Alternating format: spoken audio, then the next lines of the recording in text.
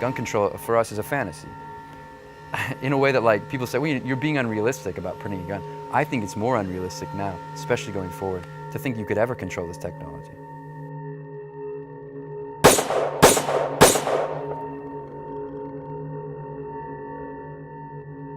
"2012 was a bloody year in America, one that saw 16 mass shootings in 15 different states. The violence led Helen O'Neill of the Associated Press to dub it the Year of the Gun. It all came to a head on December 14th in Newtown, Connecticut. Yeah, these units in the pool, I got bodies here, but getting ambulances. That morning, 20-year-old Adam Lanza entered Sandy Hook Elementary and killed 20 children and 6 adults before taking his own life. In the hard days to come, that community needs us to be at our best as Americans, and I will do everything in my power as president to help. In the wake of the tragedy, President Obama announced 23 executive actions meant to curb gun violence. Included were universal background checks, as well as bans on assault weapons and high-capacity magazines. The only thing that stops a bad guy with a gun is a good guy with a gun. In defiance, the NRA and other pro-gun activists stepped up campaigns that directly oppose any new gun control regulations. In the midst of this political firestorm is Cody R. Wilson, a 25-year-old graduate student and self-described crypto-anarchist.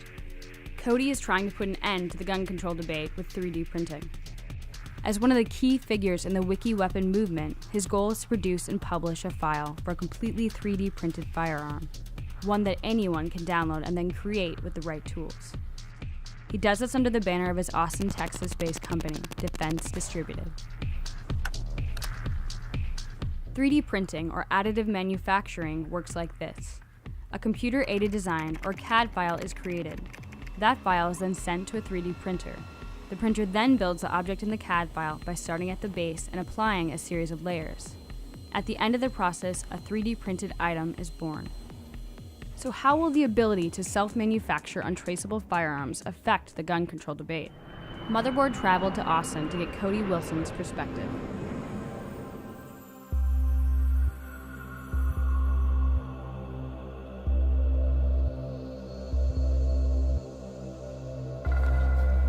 So this is my warehouse. Basically, it's a space that we've been using since August. We have a 3D printer on site, which means when you get a federal firearms license, your activity and the location are all tied together with the license. So I can't have the license and go do things somewhere else. I have to have it at a location. And this is the Object Connect printer that we've been using from the very beginning. Our very first low receiver is printed here. Hooked it up to an upper and fired it.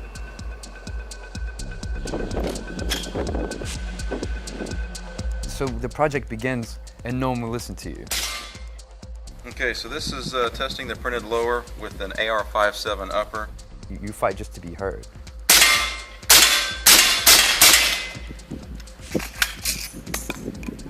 You break it.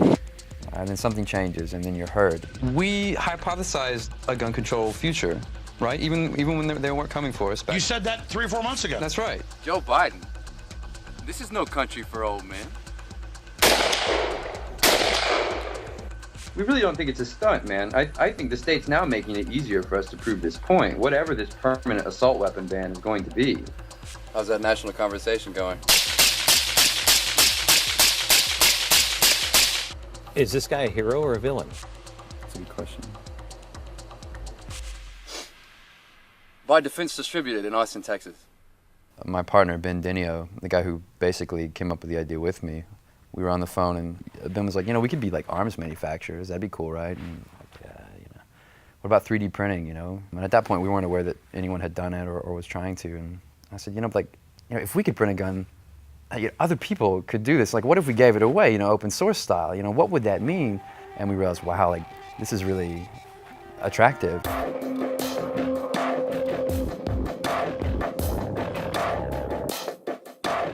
You begin with the file. Often you have it in CAD, it's parametric, you can edit it, but you say, well, you don't know how this works, so you test it in software because that's cheaper. Then you find your printer. What material does that printer use? And you say, okay, I'd like this material. Let's see what this can do. You wait 12 hours, you wait 7 hours, you might wait a day. Okay, now we have a piece. And in the case of low receivers, it's easy. I mean, it's not dangerous if it fails. Defense Distributed is currently focused on designing a durable lower receiver, which is the mechanism that houses the trigger. All of their lower receivers to this point have been designed for the highly customizable AR-15, the same type of gun used in the Sandy Hook massacre. You know, we couldn't have predicted Sandy Hook and some of these other events, but people say, you know, where do you think your project fits within this greater discussion about gun control? If we make a Second Amendment argument, it's all the way, it's to the limit. But I don't like to make it about the Second Amendment or gun control at all. It's more radical for us. Like, there are people from all over the world downloading our files, and we say, good. You know, we say, you should have access to this. You simply should. We left the warehouse and traveled across town to Cody's apartment, which doubles as Defense Distributed HQ. It is also home to his private arsenal. All the magic that the ATF loves to regulate happens right in here. So this is the firearm in commerce. None of this is serialized. You know, you can order this right through the mail. You know, if you're 12 years old, you can buy it online. You know, which I think is a thing of beauty. I like fitting the clear piece to it because you can kind of see everything inside. The only problem that this piece has is it just simply can't take some of the recoil forces. And I think we can fix that. So this is 1,080 rounds of corrosive 5.45x39. What's great right now about America is you can buy ammunition online, you know, right? And this is post Sandy Hook craze ammo, I found. Good deal. The question that I hear a lot is, well, why does anyone need, you know, an ammunition clip from more than 30 rounds, you know, or 30 rounds? Why does anyone need that? Don't you know they can do all kinds of harm with that? Why shouldn't we limit their reload times? But I think there's an error there, and I can like demonstrate it in other ways. Well, why does anyone need 2 houses? Well, why does anyone need to make more than $400,000? You hear it every day. It's just a kind of dim view of human spontaneity. Like, because we're so free, everything must be prohibited. I've only let like one other crew up here. Canada Global News, just because they're so, just like the terrorism, like they're just so terrified by it.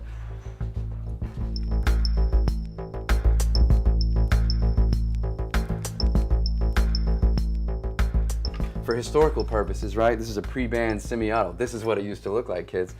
But if I could do it over, if I knew that there'd be a band coming, I'd get into the AR, because I mean, you're never gonna find 5.45 laying around. This is like version 3 of our lower, and in fact, our first really successful like step from our first test. And so this was our first piece that could take us to like 100 rounds.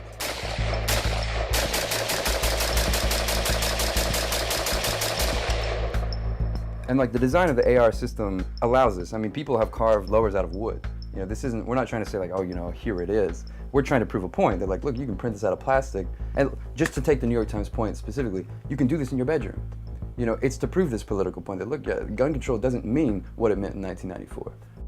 I'm Nick Bilton. I'm a columnist for the New York Times and lead writer for the New York Times Bits blog. And I cover technology and privacy and culture and the things that are changing in society as a result of those. When you first see something that's printed out in 3 dimensions, it kind of blows your mind a little bit. And so I'd always tracked this technology as I'd been a reporter at the Times. And one day I was on Thingiverse, which is a website which allows you to upload parts for 3D printers and then download them. And I came across a gun part, and I was kind of blown away. I was like, what is this thing? And the more I started to research, the more I started to find out that there was a very, very small group of people that were exploring building a 3D gun. Thingiverse.com, which is kind of like known in the hobby or the maker community to be like this repository of community information for 3D printing, it decided to take unilateral action and just remove all these gun-related files. And, you know, it seems pretty clear it was a response to Sandy Hook. So look, you know, without even judging what they're doing, it just is an act of censorship in my mind. Yeah, they have a terms of service that say, well, you can't have gun files, but they had hosted those files, some of them for up to like over a year. But those files immediately went down, and we recognized, okay, you know, people don't know, at least in the maker community, where to go now.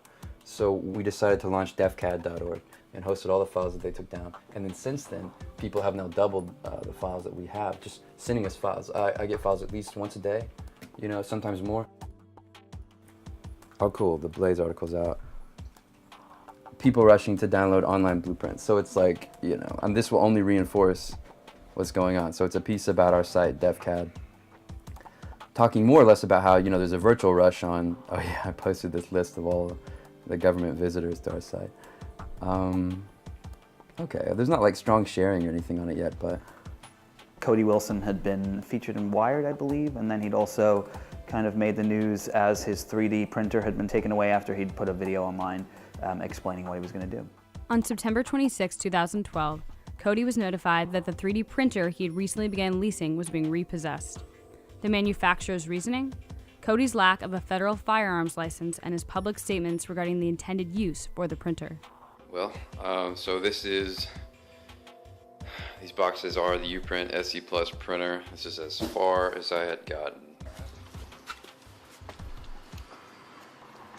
So just wanted to tell you guys why you were taking this? No. Okay, they didn't say anything about it. So for the record, I was trying to print guns with that printer. And they took it away because I was trying to print guns with it. Just to, oh, that's cool. Just to let you know. When I called him up and we spoke, he just left the ATF's offices. They'd been actually discussing what is legal and what is not. This was an entirely new thing. They knew that it was illegal to own this part for a gun without having it registered and so on. But when you can make the part for the gun, that changes the whole course of the conversation.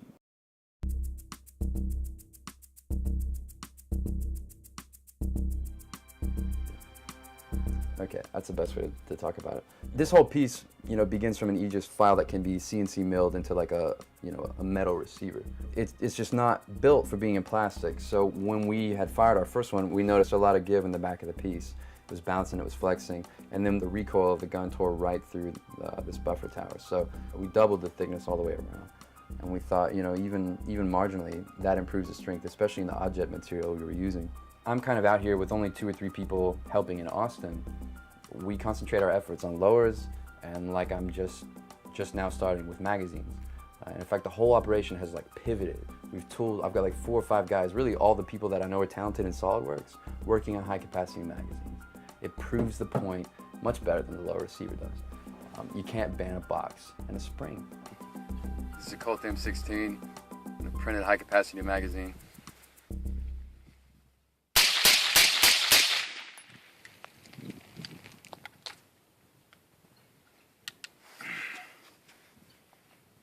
We come out and we say, yeah, look, we're willing to look like idiots, but the interest is in preserving firearms on the internet. And people like that message, Despite this whole kind of idea of like, democratic consensus, I mean, there's a lot of people who are interested, so they do whatever they can. We get donations every day, Cody's 24 years old. When I was 24 years old, I was reading books about, Israel and Gaza and believed that there were this kind of conspiracy and that, and it's part of who we are. It's part of what we do, and it just happens that Cody has decided to stick with guns as his thing that he's going to fight for. There's this Fukuyamist idea that like history had ended after the Cold War, right? And that like if we could just tweak neoliberal democracy, everything's going to be fine forever.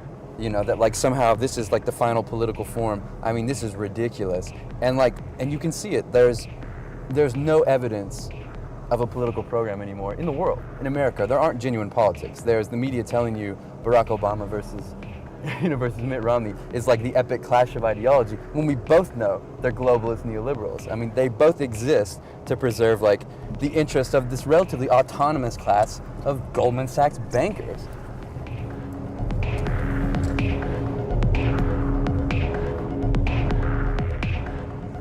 He believes that he's doing the right thing and that he is kind of perpetuating this kind of technology and looking at what it will be. But I also think that there is definitely a part of what he's doing for attention. I mean, the reader email I got on that gun piece was phenomenal, and a large majority of it was, why are you giving this kid attention? It's clear that this is why he's doing it. I don't remember a lot about my exchange with Nick, but it was like very matter of fact. He was like, why? I was like, yeah, we believe it's worth doing. The piece disappointed me a little bit. He's like, now felons and children and the insane, okay, blah, blah, blah, and this man wants children to have guns. I was like, all right, fine, take the easy road, fine. But at least he was saying, it's intentionally disruptive. That's true. The New York Times reporter sensationalizing something? No, I'm just kidding.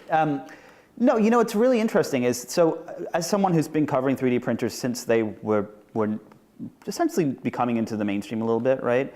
I have seen that the people that are interested in them are teenagers. And so my thought when I heard about what Cody was up to was the fact that the first people that are probably going to use these are going to be kids.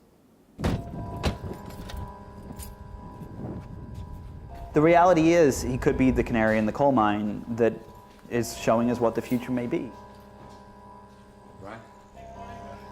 So we're at one of the service bureaus that helps us out. Basically, one of our printers north of Austin. We come here to prototype a lot of our designs. This one's good because, well, this particular printer is good because we can hop on this almost anytime we want. The volume of the machine is such that we can just kind of come in as with other pieces that are being printed.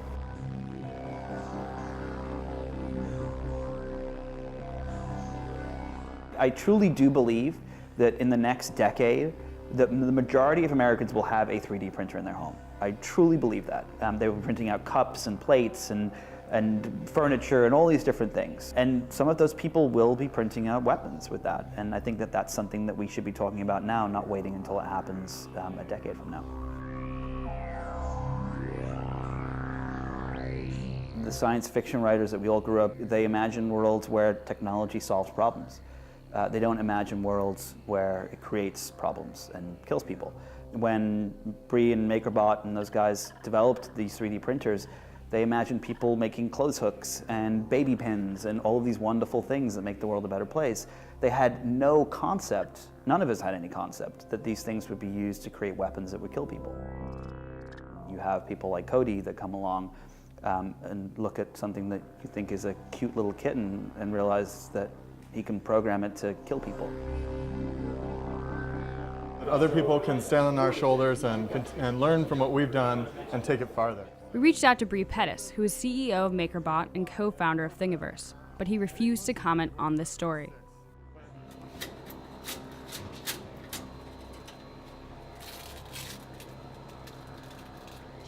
Like removing Velcro.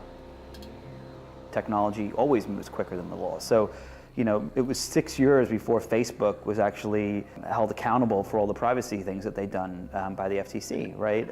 6 years and 1 billion users before the FTC actually caught up to the things that they'd done. And this is happening now with 3D printers and guns. I've read a lot of the criticisms, the back and forth in the maker community and the tech community about, well, you know, 3D printing is like desktop printing. You know, no, it's not. It's nothing like it at all. It's not going to be the same. And, you know, who can know? I do see how there's materials like carbon morph coming out. There's complex materials coming out, even for cheap printers, in unexpected ways. And I think if complex materials can keep being developed for 3D printing, it is going to be what some people are saying about it, a real step forward. Some people are willing to run all the way with it. Maybe we're some of them. We're like, you know, oh, whole guns, you know. But it's a vision of something, you know. Thank you, man. That's good. So here's the piece we picked up. So this is like, I think revision, was it 3? Do you remember the file? Yeah. It's stained and everything? Yep, this is a black coating on it, so. That's badass. It's not threaded? Yeah. No. We got this. I got my tap wrench to work finally after the other day.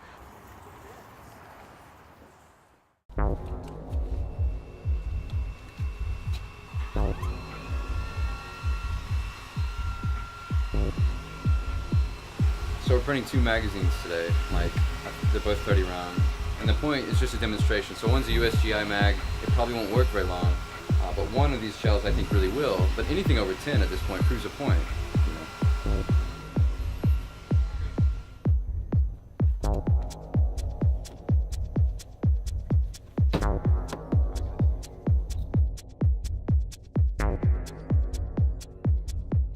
The only things recognized and like promulgated in this culture are like kinds of irreversible things, you know, progress, growth. To have a symbolic gift like the printable gun does so much ideological damage and violence to these ideas. You hear these progressives talk all the time about the wrong side of history, like somehow we're going to get to some result and it's all going to be whole and good, and we say no, here's an element of reversibility and there's nothing you can do about it. It's like the intelligence and transparency of evil itself. It can't be ignored. A supporter of Defense Distributed joined us for the field test. He asked that we not use his real name. Hey, you know, Feinstein's bill, right, would regulate semi-autos harsher than fully automatic weapons. Wow. If it was to be passed today as it was proposed. You think it's all right? I see that hammer spring in there on the right. firearms are so demonized as something that's going to hurt somebody, but what a firearm actually is a tool, and it depends on how you would like to utilize it. And you can't really ban something based upon the individual intent. With all these mass killings going on, it was their intent to do that. If they really wanted to do it, they wouldn't need a firearm. They would do whatever it takes to do what they want to do. Don't tell me we're gonna get all the way out here and this isn't gonna work. But we'll make it work. Well, we're gonna need like a hammer. As Cody and his associate began fitting the lower receiver to the AR-15, they ran into an unexpected problem. The black dye that the manufacturer applied to the piece made it slightly too thick to fit with the rest of the gun. We've never worked with a dyed piece before. Let's try it, man. I like last time, I just like used the hammer and got it through regardless. So. Nah, just fine. Maybe this paint, we'll give it like a 0.01% strength improvement. Yeah. And we'll break 100 rounds today. Sounds good. Okay.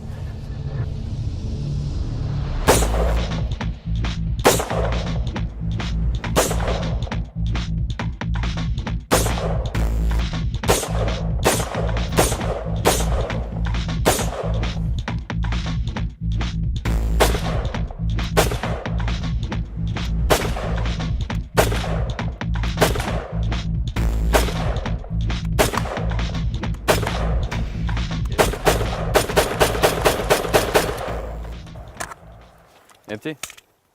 Done. Oh, we broke it? Okay. I thought it'd do well. How many rounds was that? Well, I've got a mag. You know, just pattern. At this point, you know, this is like, what, Gen 3? I mean, we know how this one's gonna break, so it's just like we told you, right through the... 27 rounds. We know that we're already in a better place in this. But I'm happy to demonstrate 30 rounds for you today, you know? Definitely.